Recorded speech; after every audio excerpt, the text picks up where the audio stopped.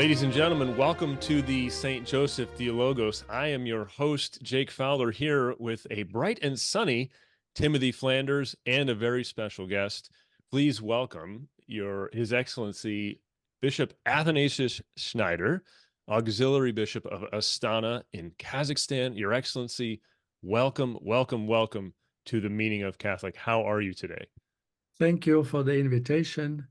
With God's help, we are doing well, and I hope also you, and may God bless you. Indeed. We are well. Before we begin, would you please lead us in a prayer? Yes. In nomine Patris et Filii et Spiritus Sancti. Amen. Amen. Pater noster, qui es in celis, sanctificetur nomen tuum, adveniat regnum tuum, fiat voluntas tua, sicut in cielo et in terra.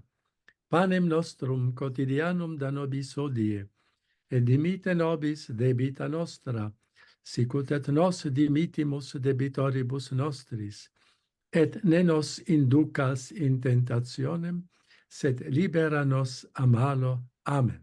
Amen. Bene Patris et Filii et Spiritus Sancti. Amen. Amen. Thank you very much, Your Excellency. Well, we are here, and again, thank you for your time. You have written a new text for Sophia Institute Press, the title of which, Flee from Heresy, A Catholic Guide to Ancient and Modern Errors.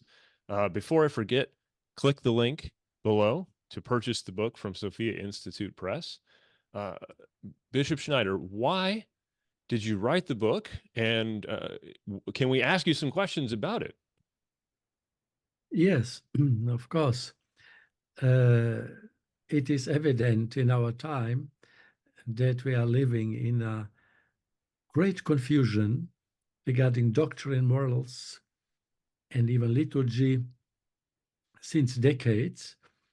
And therefore, it is so important for me as a bishop to give guidelines, help to the people.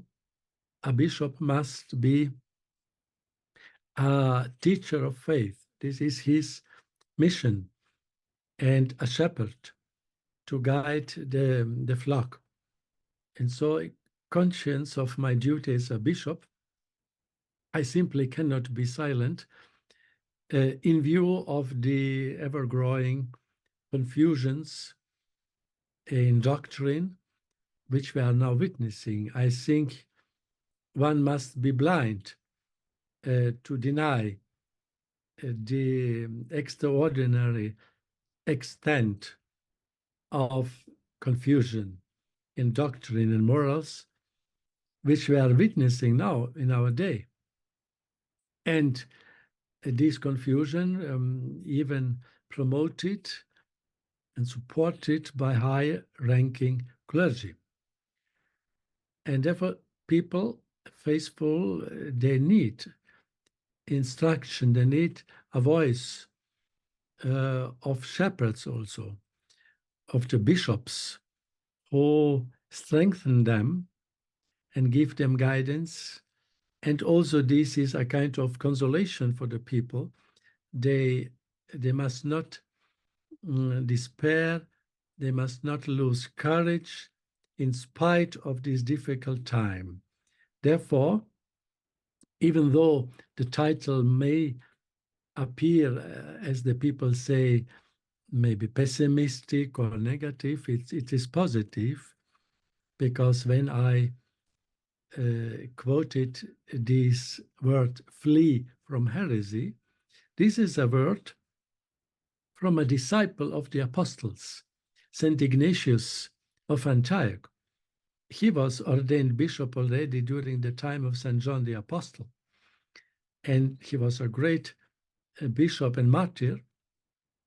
And even in his time, he oftentimes admonished the faithful to keep away from the errors. And therefore, he coined this expression, flee from heresy. And I have chosen this as a title, and therefore it is positive to to warn people from a danger is positive.